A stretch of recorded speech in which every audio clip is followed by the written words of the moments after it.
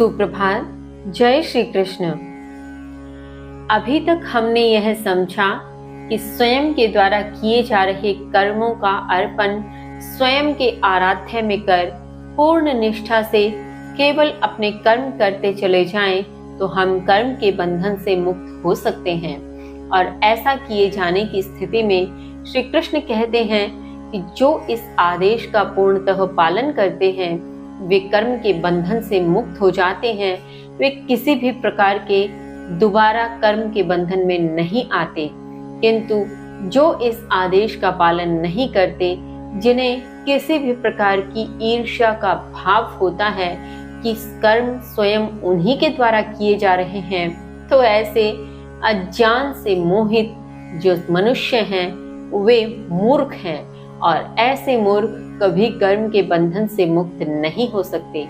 इसी श्रृंखला में आगे श्री कृष्ण कहते हैं, श्लोक संख्या 33, सदृशं चेष्टे स्वस्याः प्रकृते जानवानपि प्रकृतिं यान्ति भूतानि निग्रह किं करिष्यति निग्रह किं करिष्यति। श्री कृष्ण कहते हैं, जानवान भी अपनी प्रकृति के अनुसार चेष्टा करता है। समस्त प्राणी प्रकृति को ही प्राप्त होते हैं, तो दमन अथवा हठ क्या करेगा। भावार्थ, यहाँ श्री कृष्ण समझाने का प्रयत्न कर रहे हैं। वे कहते हैं, जानवान व्यक्ति भी अपनी प्रकृति के अनुसार ही चेष्टा करता है, अर्थात उसकी जो प्रकृति होती है, जिस आधार पर उसकी समझ विकसित होती है, जितना वह पालन करने का प्रयास करता है, उसी माध्यम से वह चेष्टा करता है, अपने कर्मों को करता है, अपने कर्म मुझ में अर्पित करता है। इसी प्रकार समस्त प्राणी, चाहे वो जानवान हो, मंद बुद्धि हो, अल्प ज्ञानी हो, अहंकारी हो, सभी मनुष्य प्रकृति को प्राप्त होते हैं। कहने का भावार्थ कि प्रत्येक मनुष्य अपनी अपनी प्रकृति के अनुसार जिस भी प्रकार के कर्मों को करता है, वह पुनः उसी कर्म की प्रकृति में ढल जाता है, उसी कर्म की प्रकृति को पुनः प्राप्त होता है। यदि वह आसक्ति से युक्त होकर कर्म करता है, तो पुनः आसक्ति से युक्त होते हुए कर्म के बंधन में पुनः आता है और पुनः कर्म करने ही पड़ते हैं। किंतु यदि वह अपनी प्रकृति कर्म बंधन से रहित होकर कर्मों को करता है, तो निश्चय ही कर्म बंधन से रहित ही हो जाता है, कर्म बंधन से मुक्त हो जाता है।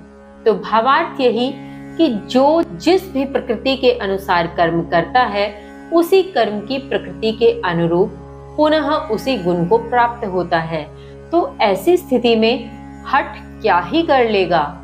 अर्थात यदि कोई व्यक्ति हठी हो, अर्थात कोई व्यक्ति इस प्रकार से ईर्ष्या से युक्त होकर, आसक्ति से युक्त होकर हठ करे, स्वयं उस हठ के अनुरूप यह समझे कि नहीं, सभी कर्मों को मैं ही कर रहा हूँ, सबका कर्ता मैं हूँ, इस प्रकार से किसी के कहने मात्र से कुछ नहीं होता, तो उसका हठ क्या कर लेगा।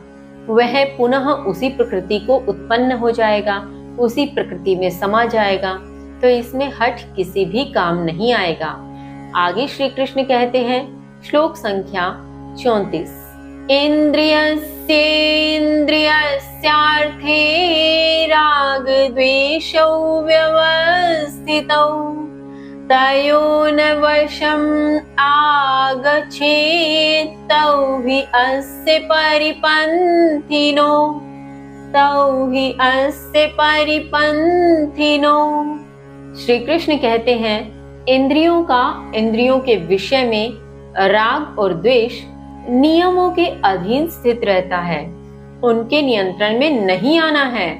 वे दोनों निश्चय ही अवरोधक हैं। भावार्थ, यहाँ श्री कृष्ण इंद्रिय विषयों से संबंधित महत्वपूर्ण बिंदु पर बात करते हुए कहते हैं कि राग और द्वेष ये दो इस प्रकार के भाव हैं जो इंद्रिय विषयों के बीच नियम के अधीन स्थित रहते हैं। अर्थात यही दोनों भाव हैं जो इंद्रियों को इंद्रिय विषयों में रमाए रखते हैं।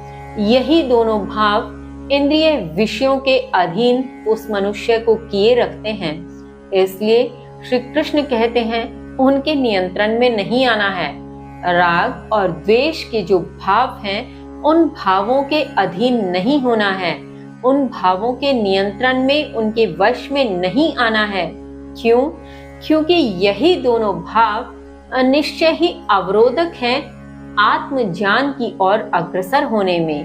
अर्थात जो मनुष्य आत्मज्ञान को प्राप्त होना चाहते हैं, जो मनुष्य जानना चाहते हैं उस तत्व को, उस परम पद में मिलना चाहते हैं, कर्म के बंधन से मुक्त होना चाहते हैं, तो उन्हें सर्वप्रथम राग और द्वेष इन दो भावों से रहित होना होगा।